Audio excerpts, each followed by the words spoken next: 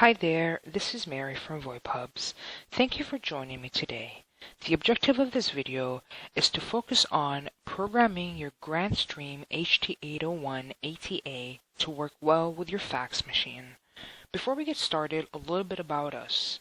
We're VoIP service providers and we have a multitude of different plans ranging from $16 every month to $50 every month. In addition to that, we have our cloud-based hosted solution, which is $15 every month per extension.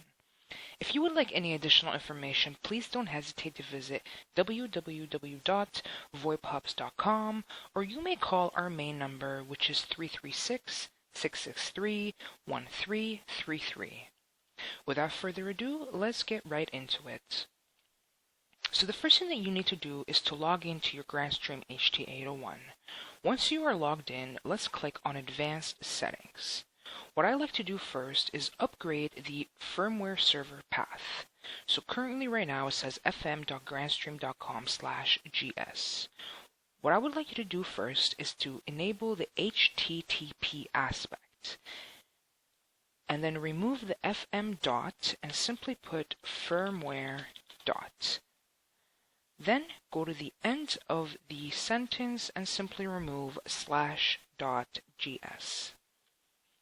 This will give you the ability, or at least it will give your HT801 the ability to manually, or I would say automatically, go into the server path, grab the latest firmware, and implement it within your HT801, because having the correct firmware and having an upgraded firmware is always essential to make sure that your devices are up and running accordingly.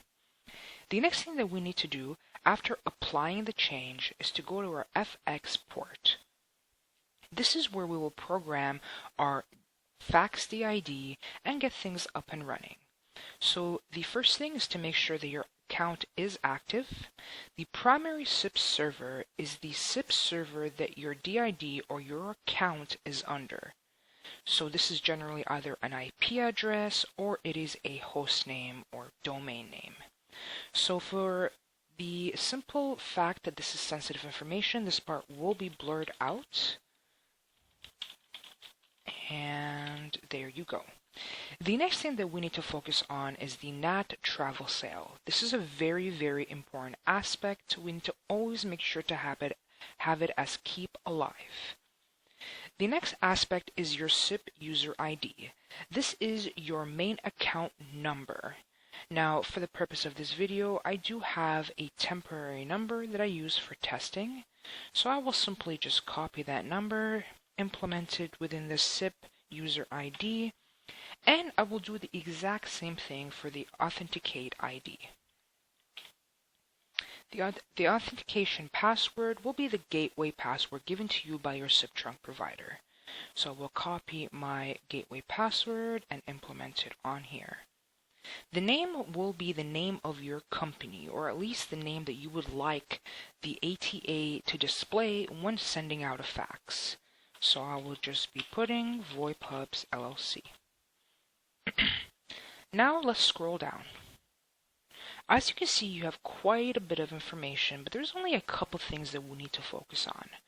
The first thing is the check SIP user ID for incoming invites. We need to make sure to have that as yes, no direct IP calling if yes.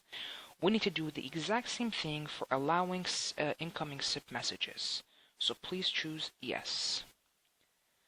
If we scroll down a little bit more, we need to make sure to disable call waiting.